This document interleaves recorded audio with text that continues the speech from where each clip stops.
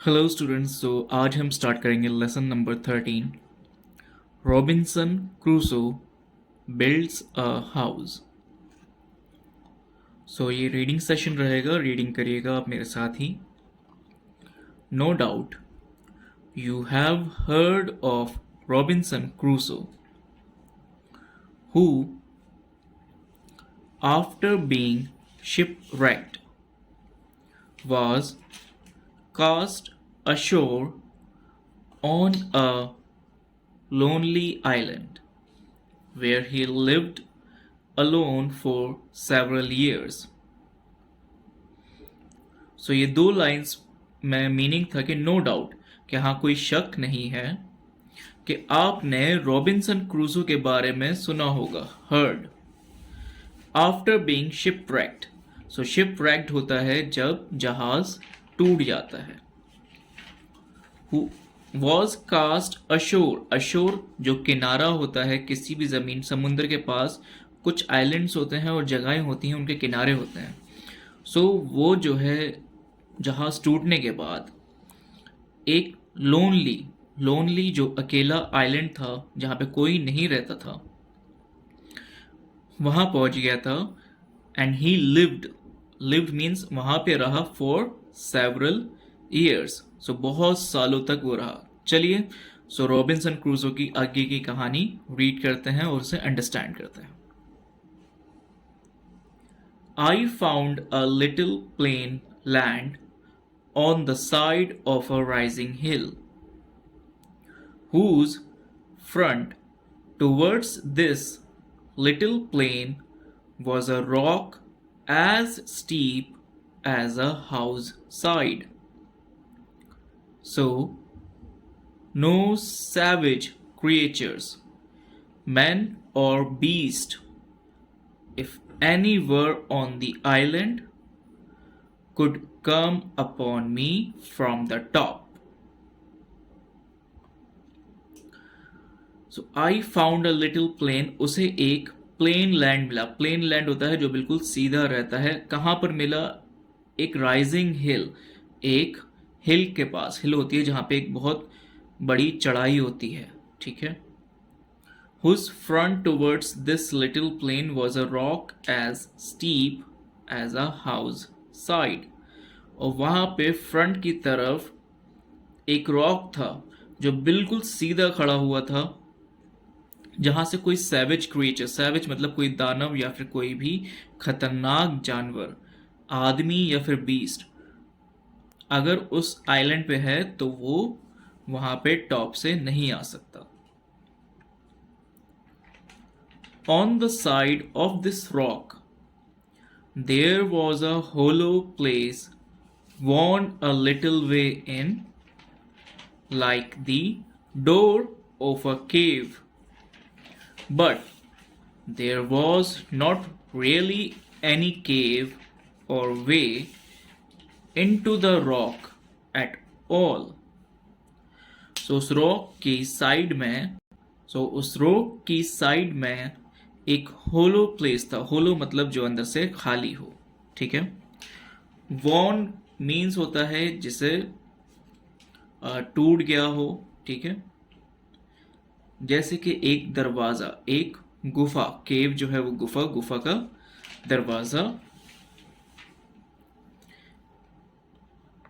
On the flat of the green just before this hollow place, I decided to pitch my tent. This plain lay like a green before my door, and at the end it went down every way to the low grounds by the seaside. It was on the northwest side of the hill, so that I was sheltered from the heat every day till the sun came near the setting. एक flat green जहाँ पे घास थी, just before the hollow place, so उस खोखली सी जगह से थोड़ा सा पहले, आई डिसाइडेड, मैंने ये निश्चय मतलब एक डिसाइड कर लिया, एक मैंने फैसला किया कि मैं अपना टेंट यहीं पर पिच करूंगा, मीन्स यहीं पर लगाऊंगा. This plain lay like a green before my door, and at the end it went down every way to the low grounds by the seaside. सो इस तरीके से हो गया कि ये जो आगे का हिस्सा था घर ग्रीन वाला, वो उसका फ्रंट का हो गया कि डोर के पास हो गया, और बाकी का हिस्सा उसका नीचे की तरफ सी साइड की तरफ जा रहा था. नॉर्थ वेस्ट साइड जो थी वो हिल की,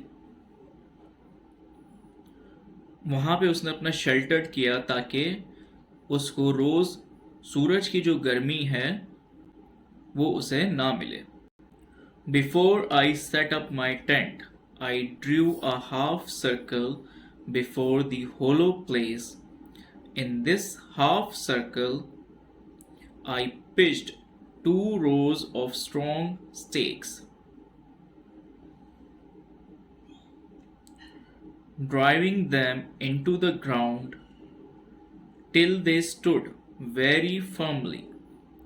The end of each stake stood out of the ground about 5 feet and a half and was sharpened at the top.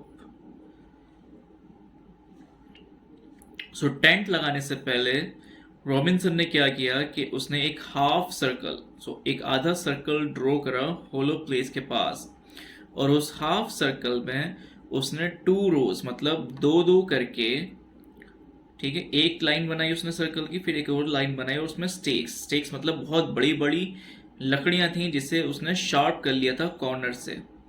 ठीक है, कम से कम ये 5 फीट की स्टेक्स थी, और उन्हें उसने जमीन में गाड़ दिया ताकि वो सख्ती से खड़ी रहें और उसको प्रोटेक्शन दे सके. Then I took the pieces of cable which I had cut in the ship and laid them in rows, one upon another. Between these 2 rows of stakes, up to the top, I placed other stakes on the inside, leaning against them like a spur to a post. This fence was so strong that neither man nor beast could get into it or over it. सो उसने कुछ pieces लिए cable के जो उसने ship में से cut करे थे, और उन्हें रोज में एक के ऊपर एक जो है उसने स्टेक्स को कनेक्ट कर दिया. ठीक है, ऊपर की तरफ से, ताकि ये एक दूसरे की तरफ से झुके रहें और स्ट्रॉन्ग बने रहें, और ऊपर से कोने का किनारा बना रहे. और ये फेंस, फेंस होता है जब आप किसी चीज़ को पार्क में देखते हो, फेंसिंग होती है बाउंड्रीज पे, जहाँ पे आप जो है जालियाँ लगी हुई होती हैं जिससे आप क्रॉस नहीं कर सकते. आप रोड के बीच में भी दिखेंगे तो वहाँ पे भी फेंसिंग होती है, जगह से दूसरी जगह पर आप क्रॉस ना कर सकें. So this fence was so strong, बहुत स्ट्रॉन्ग थी, जिसमें कोई दानव मीन्स बीस्ट या फिर आदमी जो है एंटर नहीं कर सकता. Into this fence or fortress, I carried all my food, gunpowder, and stores. I made a large tent, and into it I brought everything that would get spoiled by the rains. अब इस fence के अंदर या फिर fortress मतलब एक किले के अंदर, अब इसके लिए एक रॉबिन्सन के लिए एक किला के टाइप हो चुका है, जहाँ पे उसने अपनी रखवाली के लिए आगे का एक जो है हिफाजत के लिए फेंस तैयार कर रखी है. वो अपना सारा खाना लिया आया, गन पाउडर और स्टोर्स वगैरह, मतलब जो भी मसाले या फिर कुछ भी ज़रूरत की चीज़ें थी वो सब कुछ लिया आया है, और उसने एक लार्ज टेंट में इसे बना दिया है. सो ये सारी चीज़ें इसलिए लाया है ताकि ये स्पॉइल्ड मतलब ख़राब ना हो जाए बारिश से. Having thus enclosed all my goods, I built up the entrance of the fence, which till now I had left open, and so passed in and out by a ladder. When I was in, I lifted the ladder over after me. Thus I was completely fenced in, and so I slept safely in the night. अब enclose मतलब उसने सारा जो सामान था वो अपना अंदर रख दिया है और उसने एंट्रेंस जो था फैंस की तरफ से खुला रखा था। अब क्या करना था कि उसे इस तरीके से एंट्रेंस किया कि एक लैडर लैडर होती है सीढ़ी, जिससे वो अंदर से बाहर जाएगा। ठीक है, सो लैडर लगा के वो बाहर चले जाएगा और फिर बाद में वो लैडर जो है वो अंदर रख लेगा। सो इससे होगा क्या कि वो पूरा कंप्लीटली फेंस रहेगा, पूरी हिफाजत में रहेगा और अंदर सुकून से रात में सो सकता है। When I had done this, I began to cut a way into the rock, and thus I made a cave just behind my tent, which served me like a cellar or kitchen to my house. It cost me much labor and many days before all these things were perfectly finished. Now I began to make such things as I found I most wanted. I made a table and a chair out of the short pieces of boards that I brought on my raft from the ship. I made large shelves all along one side of my cave to lay all my tools, nails, and ironwork. I knocked pieces into the wall of the rock to hang my guns and all things that would hang up. जब ये सारी चीज़ उसने कर ली, अपनी हिफाजत के लिए बना दी रॉबिन्सन ने, उसके बाद उसने क्या किया कि केव को उसने कट करना स्टार्ट किया। ठीक है, जब केव को उसने अच्छे से उसने कट कर दिया तो उसके टेंट के पीछे पूरी एक सेलर और उसने किचन बना दिया। ठीक है, मतलब एक इसका पूरा एक प्रॉपर घर टाइप बन चुका है ये। हालांकि इसे बनाने में उसने कहा कि it cost me much labour, बहुत मेहनत लगी इसकी और बहुत दिन लगे, तब जाके उसने ये परफेक्टली इसे कंप्लीटली फिनिश कर दिया। नाउ आई बिगेन, अब वो क्या करता है कि अब वो चीज़ें बनाने चालू कर देता है जो इसकी जिसकी उसे ज़रूरत है, जैसे कि एक टेबल, एक चेयर, और ये सब कैसे बनाया उसने? बोर्ड। बोर्ड कहाँ से लाया? वो शिप में से। और कैसे लाया? राफ्ट। राफ्ट एक छोटी सी नाव होती है, कश्ती होती है जो शिप्स पर होती है, जिससे आप अशोर मतलब किसी भी आइलैंड पे किसी भी जगह पे उतरने के लिए इस्तेमाल करते हैं। उसने लार्ज शेल्फ बनाई केव के अंदर, जहाँ पे वो अपने टूल्स, नेल्स नेल्स होती हैं कीलें, और आयरन वर्क जो भी लोहे का सामान था वो उसे रख सके। और उसने नेल्स को जो है आयरन में नॉक्ड कर दिया, मतलब उसने ठोका। ठीक है, जिससे वो क्या रख सकता है? वॉल ऑफ द रॉक बना दी उसने, और वहां पे उसने गन्स रखी और अपना सामान रखा जिसे वो टांग सकता है, हैंग अप कर सकता है। I brought out of the ship in the voyages which I made to it several things of less value but not less useful to me. I got pens, ink, and papers, 3 or 4 compasses, 3 good Bibles, and other books which I carefully stored away. अब वो ship में से क्या लाया जो उसने वोएजेस सफ़र के दौरान उसने बनाई थी और रखी थी? कुछ चीज़ें कीमती थी और कुछ चीज़ें कीमती नहीं थी। ठीक है, वो क्या लाया? वो लाया पेन, इंक, पेपर, 3 से 4 कंपस। कंपस किस लिए यूज होता है? जो हमें नेविगेशन मतलब जगहें बताते हैं, north, east, south, west. 3 Bibles थी जिसे रॉबिन्सन ने स्टोर कर रखा था बहुत हिफाजत से। We had in the ship a dog and 2 cats. I carried both the cats with me. As for the dog, he jumped out of the ship himself and swam on shore to me the day after I went there with my first cargo. Ship के अंदर एक dog था और 2 cats थी। दोनों cats को अपने साथ ले आया, और डॉग जो था वो सीधा शिप से जंप कर गया, खुद ही, हिमसेल्फ, खुद। ठीक है, एंड स्वैम, उसने तैरना चालू कर दिया और ऑन शोर में, किनारे के पास आ गया। To me the day after, बाद में आया एक दिन, जब वो वहां पे अपना फर्स्ट कार्गो, कार्गो होता है जब आप सामान जो है पहुंचा देते हैं अपना, जो आप सामान ले।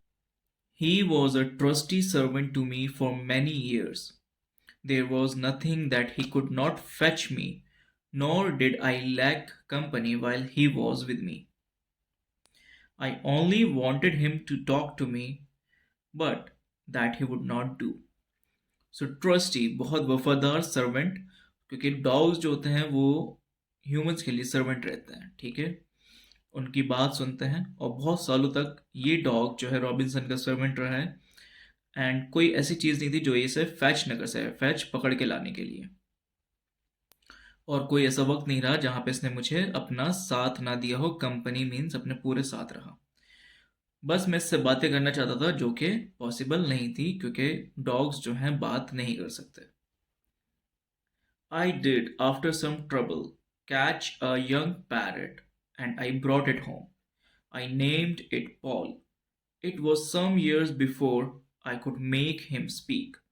However, at last I taught him to call me by my name.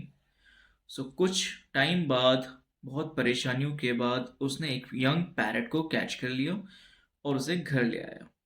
वहाँ पे उसने उसका नाम रखा पॉल, और कुछ सालों बाद उसने उसे बोलना सिखा दिया, और लास्ट में वो उसका नाम भी लेने लगा। सो ये पैरट जो है रॉबिन्सन का नाम भी लेने लगा, क्योंकि रॉबिन्सन अकेला था तो इसे बात करने वाला कोई चाहिए था। सो आप यहाँ पे देख सकते हैं, यहाँ पे लैडर लगी हुई है और इसने किस तरीके से फेंसिंग कर रखी है कि इस लैडर के थ्रू वो यहाँ से उतर जाता था, जिससे हिफाजत बनी रहती थी। How like a king I dined all alone, attended by my servants. There was my majesty, the prince and lord of the whole island, Poll, my favorite, was the only person permitted to talk to me.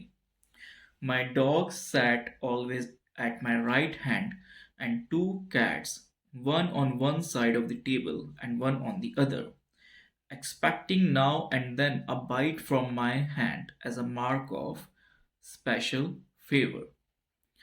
सो एक king की तरह पे dine करते थे, क्योंकि Robinson जो है अकेले हैं, तो पूरा का पूरा जो टेबल होता है वो इनके लिए होता था, और attended by my servants. So servants कौन बन गए? पैरट, डॉग, कैट्स जो है वो रॉबिन्सन के सर्वेंट्स, नौकर बन गए। अब क्या होता था? There was my majesty, majesty हम राजू को कहते हैं, प्रिंस, लॉर्ड, ये सारे वर्ड्स जो हैं बहुत बड़े ओहदों के लिए होते हैं, जो पूरे आइलैंड का राजा है, मालिक है। और पॉल जो था, जो पॉल पैरट है, वो उसका फेवरेट था। क्यों? क्योंकि यही सिर्फ इससे बात कर सकता था, परमिटेड, अलाउड था कि बात कर सकते हो। और डॉग जो है हमेशा इसके राइट साइड में होता है, देख सकते हैं आप, राइट हैंड है, सो राइट साइड में डॉग है। एंड जो कैट है वो दो साइड होती है, एक टेबल के इस साइड है, एक टेबल के अदर साइड है। और हमेशा एक्सपेक्ट, एक्सपेक्ट मतलब इन्हें आशा रहती थी कि कुछ ना कुछ रॉबिन्सन इन्हें अपने हाथों से खाने के लिए देगा, जो कि बन जाता है स्पेशल फेवर। सो ये कहानी जो थी, ये स्टोरी जो थी, इनके राइटर हैं डैनियल डेफो।